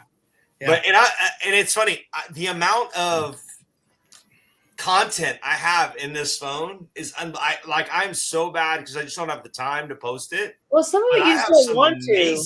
Content in here, just throwing around and playing around with these, different celebrities, artists, other pitmasters, because of this barbecue game we get to play. And some of those are nuggets you want to keep for yourself too. Uh-huh. Yeah. Well, no, exactly. All I know is that I know that there's somebody on the screen that would really like to slice the brisket on the board, and we need to start the paperwork as soon as possible. Make-A-Wish. Make-A-Wish. It's Steve's Make-A-Wish Foundation. I'd love to do that sliced brisket at Buc-ee's. I think that would be one of my dream things. I'd even video it. I mean, I do probably try to do a whole documentary of okay, here's my day starting, and then going through the whole putting on a uniform and training. Every time I've done it with a celebrity, they're not food safe certified, so I have to toss the brisket. To keep it legal. Really? No, it's one of those where if you're not food safe certified, I can't serve it. They have to. It's a rule. What if I took a food service sanitation class before this happens, and I am food safe certified? We'll cross that bridge. I'm willing. I used to be food safe. My original major was restaurant hotel management. So at one point I was food certified. I was that major from University of Houston. Yeah, I did it up in University of ServSafe.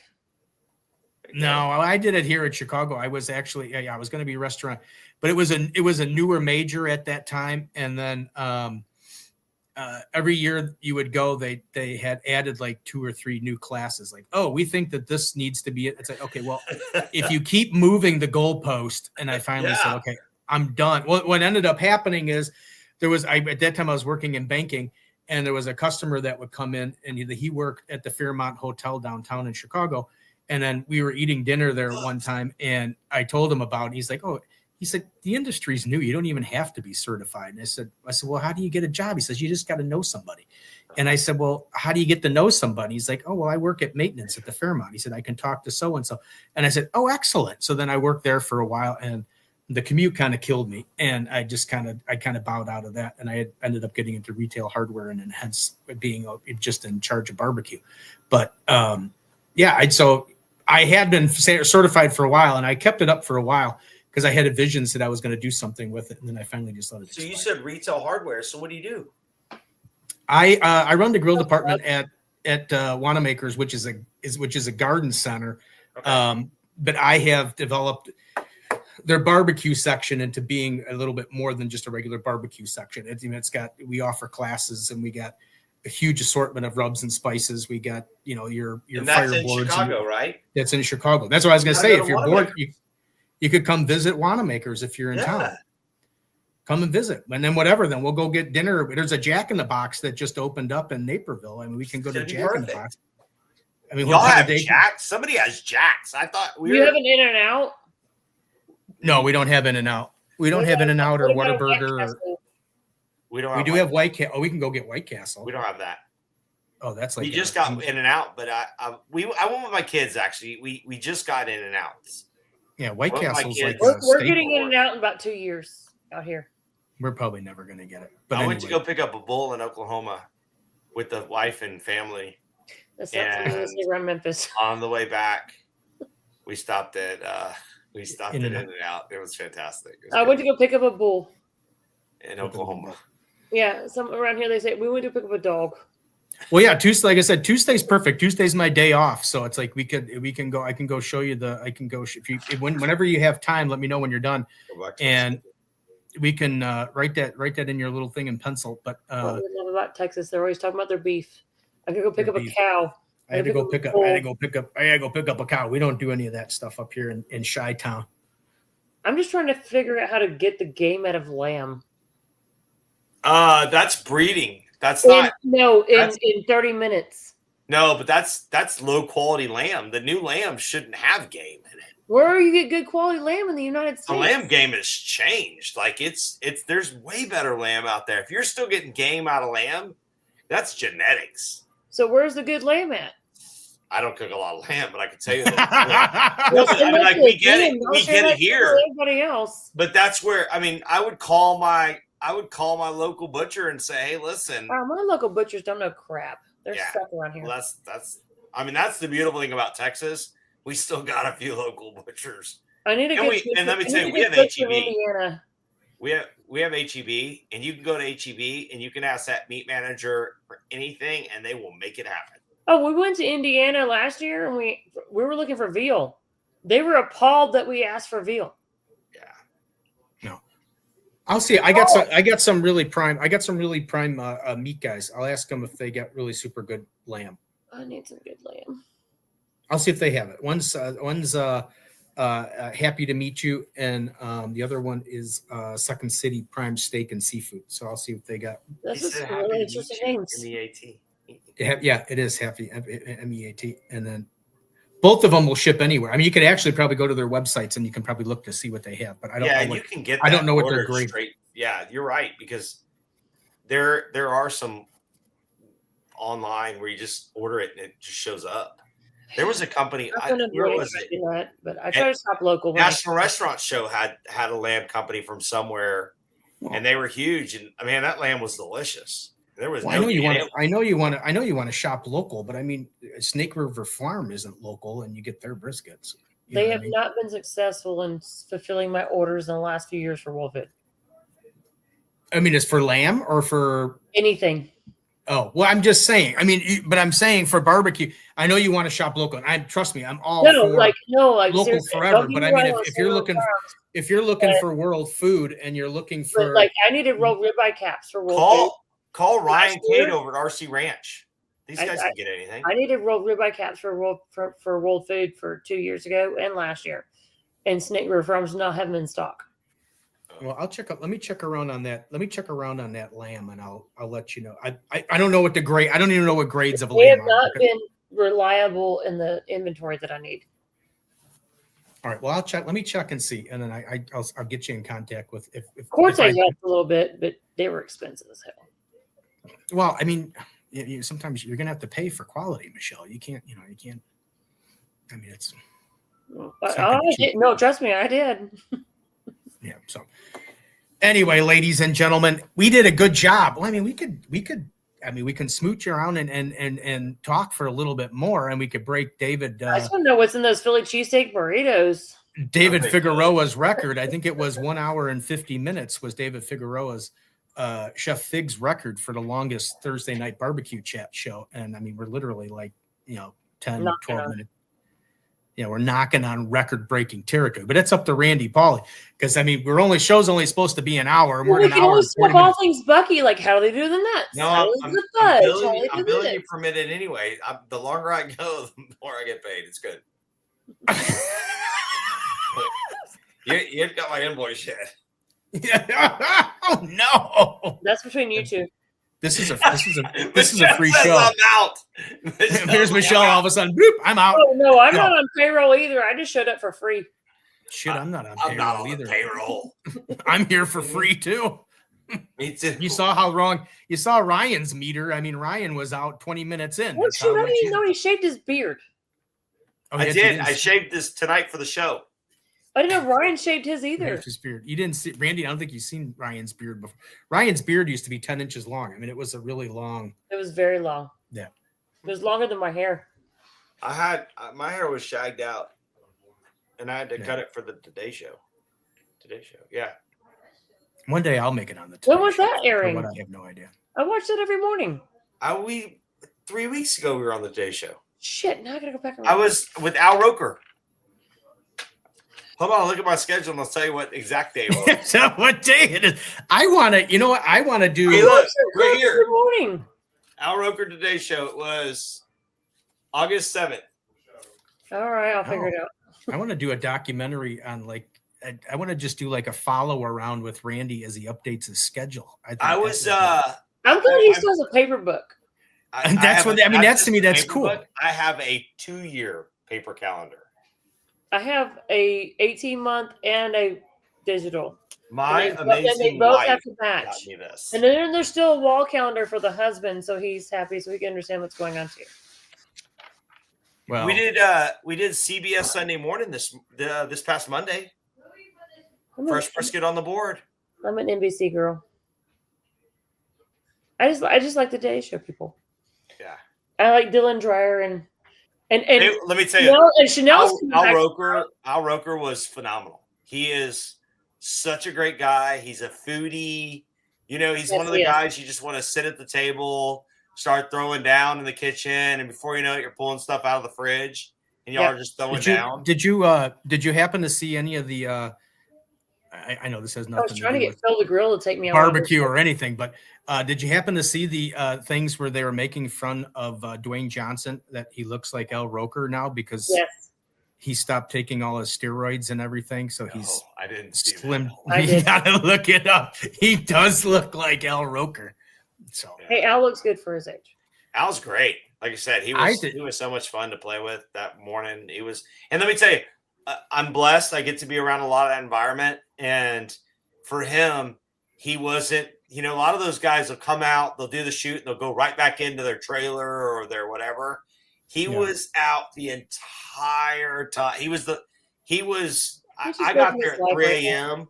I could see him he as a was people right person. behind me. Like he Yeah, was. I could see him as a big people. I think he likes. He was hanging out, Right talking now. to the He's- firemen, because it was a big first responders deal, and so it was actually in Hunt where the disaster happened, and let me tell you, he wanted to talk to everybody. He was hugging, he was swapping stories. What a great guy! Like he was just The guys vibe probably- of the group on that show has always been good. That's why I like him. no. You guys You guys probably aren't old enough to remember the fat Al Roker. I mean, I remember. No, I Al- do. Do you? I mean, when Al was Mm-hmm. Al was Al Roker, When he was fat Al Roker, and he was Was it? Dr. Yeah. Tornadoes. Yeah. and then he got whatever the bypass or what. I don't know. Did he get bypass or staples or something? I He know did, he did gastric, and then he Yeah, and then actually he lost all the complained. weight. I know that's great for him, but yeah, I could see him as a huge people person. I could see he's him. great. He was great. I could see But him he loving actually every likes experience. That's the one thing I've learned from, because he has been at Memphis in May a couple times, and I've learned that is that he actually does like to cook. Really? Mhm. Well, all I know is I'm gonna. I can't I'm get gonna- you Dave Grohl, and I know he likes to cook. But No, I know. I'm trying to get. Randy Pauly might have a better shot of that. than I do. Randy, do you know Dave Grohl? Do you know him So, personally? Or you know who's good? There's a bunch. Yeah, he's always at events. do you got his number or anything? I've been trying to get him on the show forever and a day. No, I don't have his number. But you might know a guy. He's hiding because he knows he has it. Son of a gun. But anyway, I won't put you on the spot, but I'll message you after. But We know a guy that has his number, but I'm not giving you that guy's number. I know that guy that you get. No, I know the guy that you know, but he says he's tried, but he never returns the phone call. So No, it's a different one. It's a different one. Anyway, so anybody out there who wants to know and knows Dave Grohl and wants, I've been trying to get him on the show for about a year and a half. And because I'm really, being that he's a rock star and this and that he does all that feeding the homeless with barbecue. And I really want to know that story. So I've been trying to get someone to get in contact with him to get him on the show, because I think that would be absolutely. I actually doesn't. I don't know. I mean, I met him, but I met him at. Well, I'm just, why don't we just host an event at one of your big stores and we just invite him to be there, and then we just all get to happen to be there at the same time? Okay, well, I just gotta have a day off. Me too. He's checking the paper schedule. I don't Me see, too. I don't see where that's going to fit. A couple sheets in. Me too. I say like a couple sheets in is like a lot of. Let me go to rolling the at 27 at this point. Yeah, no, let me go I do to actually have a couple hours available in April after the rodeo. Well, all I can say is, and I am gonna nudge Randy a little bit, because I want to know the I really would like to have the guy from Savannah Bananas on the show. I know it has nothing to do with I'm barbecue. not gonna lie, the progressive conversation. I know it has nothing to do with barbecue, but sometimes it's just fun to just have. The problem is people he's busy. Like that guy. Well, I mean, he could. I mean, it's a Zoom call. He can do it from the road. I mean, he can do it from wherever he could do it on the plane if he wanted to. He can do whatever he wants. Yeah. But there's a couple people that I want. I really want. I've been trying to work with. I really been trying to get Miss Tootsie on the show. Oh, she's the best. I'm dying to get her on the show. I would love to meet her. I'm trying to get her on the show, but obviously with the age and everything, it becomes a thing. And I know she's busy. She only works a store 2 days. Carrie, well, she's working in the high school still, I think. She still works. She still works at the high school and at Carrie Bexley showed up to Cook Off last year and hung out with us. And when he walked through that door, I was like, one of the coolest compliments you could ever ask for a legend walking through. And he just wanted to come hang out with us. And what a good guy. And I get random texts from Carrie. They're just good people. Oh my gosh. Yeah, but I know she's one of the ones that I want to get on. I'm trying to work with Jim Taylor with Smoky Woods, because I think he knows her really well. I'd like to meet her before she passes, definitely, for sure. That would be even one. And I even told Jim, I said, it doesn't even have to be a live.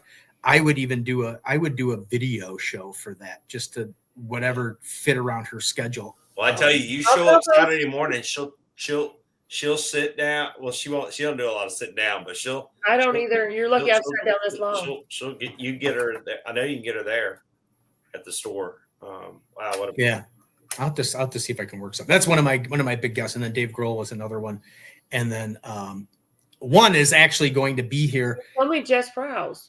In 3 weeks. I tried Jess Prowse. I can't. She doesn't. She's too busy, which is fine. I'm small potatoes, so I'm not looking. I mean, I'm busy. If it happens, it happens. It happens. I know, but I don't have. I mean, look at I got barely any followers on YouTube or nothing. I'm just a 2-bit hack that enjoys just meeting barbecue people. But I do know that coming up in 3 weeks. Well, next week we have Doug Scheidling from Rogue Cookers. And then after that, we got Christy Vanover from Girls Can Grill. Mm-hmm. And then show number 100, as everybody knows. Well, maybe Michelle doesn't because she's been busy. Maybe Randy doesn't know because he's busy. But show number 100, I asked today, I confirmed today, it's still a go. Will be none other than the famous, one of my favorites, Mr. Stale Cracker, will be on the show on September 25th at 7 p.m. So make sure. And I think I'm the one after that. You're 2 after that, I think. Let me hold on. Let me pull up my electronic schedule and see. Man, you know what I love? Every one of those people I love that are coming up. You're on October 9th.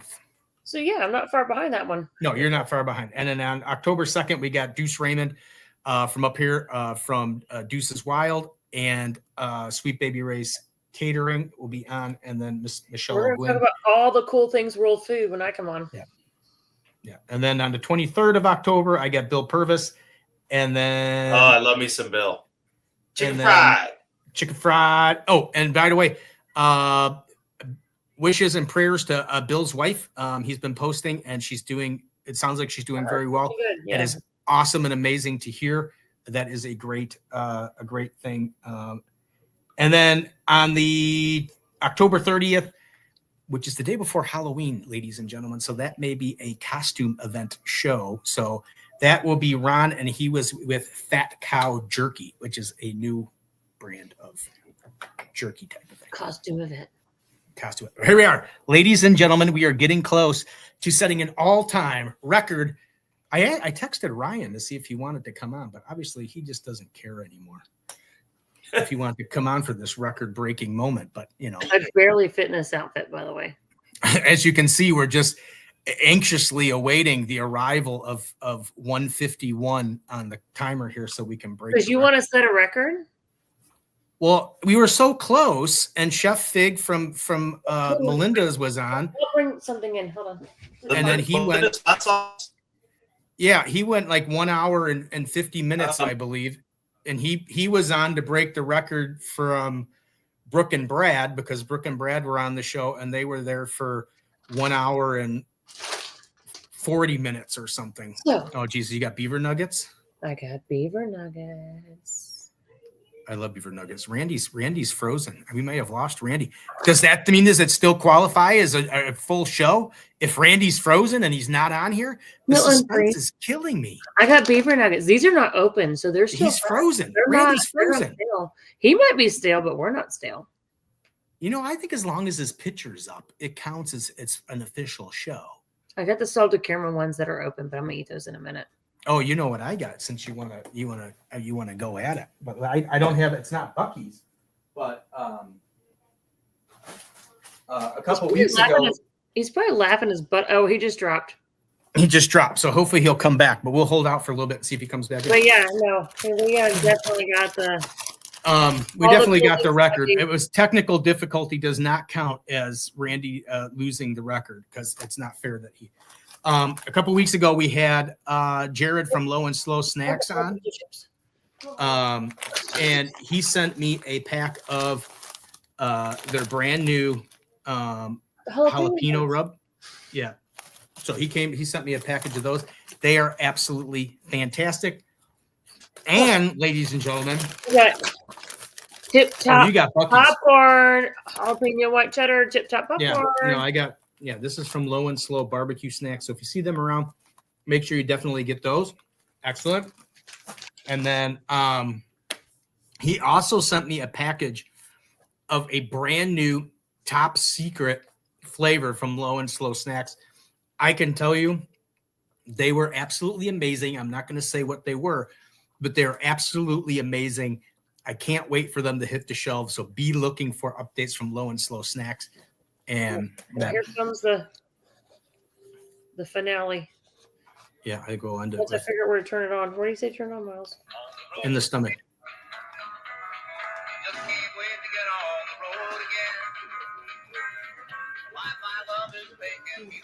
Hopefully y'all can hear that. Poor Randy. On the road again. All right. Well, we're going to take that as Mr. Randy Pauly is going to have trouble signing back in. Either that or he just found a way to conveniently ditch the show, which is, you know what? That's okay. But what a great conversation. Great Buc-ee show. We are at 1 hour and 52 minutes. Randy Pauly is the new record holder of the longest show on Thursday Night Barbecue Chat. Join us next Thursday for Doug Scheiding of Rogue Barbecue Cookers. Make sure you mark your calendar for September 25th at 7 p.m. Mr. Stale Cracker will be here live for our 100th show celebration. And that's it, Michelle. That's all I got. Hey, we had a good show. We talked all things Buc-ee's. Talked about barbecue. We talked about Holy Cow Cookers. We talked about, I forgot the horse's name. What's the horse's name? I don't remember. Sorry, I didn't realize it was my job requirement. Well, anyway, we talked about the Houston Texans mascot. For some reason, I can't think of Turo. Toro. Yeah, Toro. God, I knew it was something really easy. And I'm like, oh my God, I can't believe I thought it was a real horse. I don't know. Maybe it is a real horse. I don't know. I'm not a Houston Texan fan. I'm a Chicago Bears fan. Monday night, Chicago Bears will be live against the Minnesota Vikings. Go Minnesota Vikings. I mean, go Bears. And if you're in the middle of watching football right now, it is the Kansas City Chiefs versus the Cowboys. I hope the Cowboys win. Sorry, the Eagles. Sorry, the Eagles versus Cowboys. My son just corrected me. Are the Cowboys winning? Miles, are the Cowboys winning? No. He said no. Well, that figures. But anyway, go Bears. Everybody have a great weekend this weekend coming up. Everybody be safe. I am off to Indianapolis tomorrow. I will be down there in Indianapolis for the Do It Best Hardware Convention, and I will be seeing my good friends as I'm shopping. I just saw some posts tomorrow. Chris Marks is going to be down there. Richard Fergala is going to be down there. Matt Frampton from I see you started dancing and you got me all flustered. All the people. Matt Frampton from Urban Slicer is going to be there, and I'm sure there's going to be more of my friends down there that I'm going to see, but I will post away. Thank you, everybody, for watching this show. This was show number 97. We are on the countdown to 100, and we will see you next week. I am actually going to put show number 98, 99, and 100 up. I'm going to actually post those so that people can start to see the excitement. I'm so excited about So is the 100's going to be like a whole guest like show? Like you have people pop in like as Saturday Night Live does?